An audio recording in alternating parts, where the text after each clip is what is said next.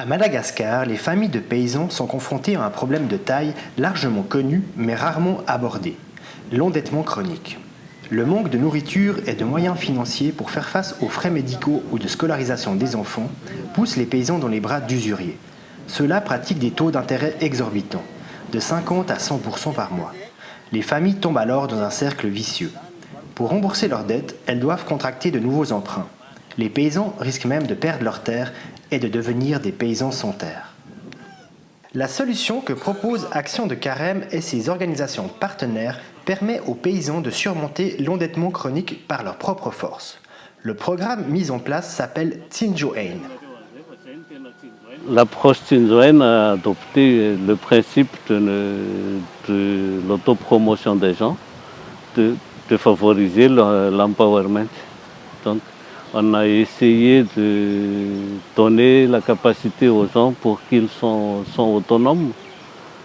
Et ceci en évitant de donner des dons, des subventions, et on les apprend à gérer les peu qu'ils ont. Et ça, c'est vraiment incroyable pour les autres organisations parce qu'on pense toujours qu'il faudrait pousser les gens, donner quelque chose pour que les gens puissent se développer eux-mêmes. Et nous, on a vraiment évité ça. Et on voit maintenant que ceux qui sont convaincus au début pour faire le Tsinjoain, ils arrivent vraiment à s'en sortir. On a 200 000 personnes et 70%, c'est-à-dire dans les 160 000 qui sont sortis de l'endettement par notre approche. Depuis le début en 99 jusqu'à maintenant.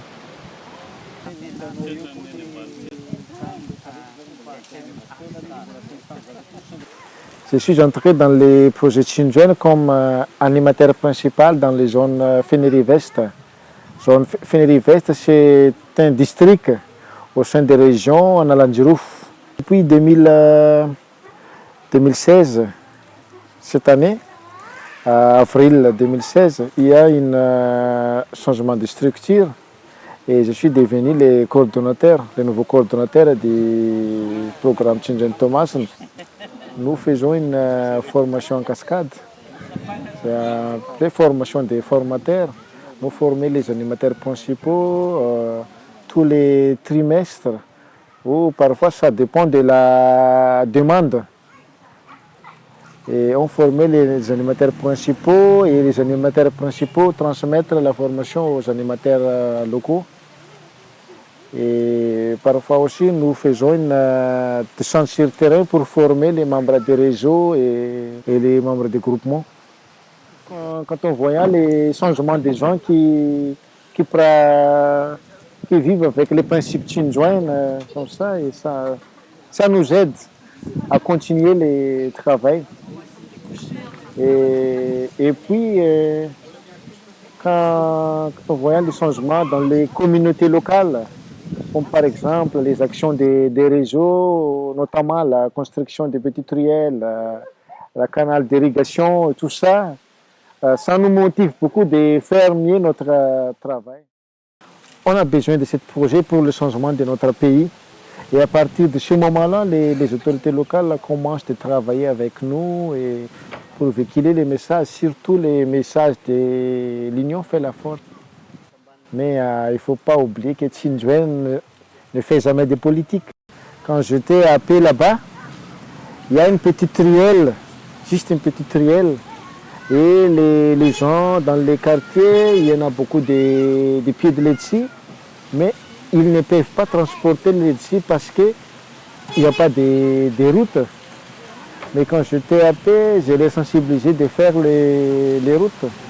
Et ils ont commencé. Et maintenant, même les voitures peuvent entrer jusqu'à leur village pour transporter les productions de laitier. Et ça, c'est un grand changement que j'apprécie beaucoup.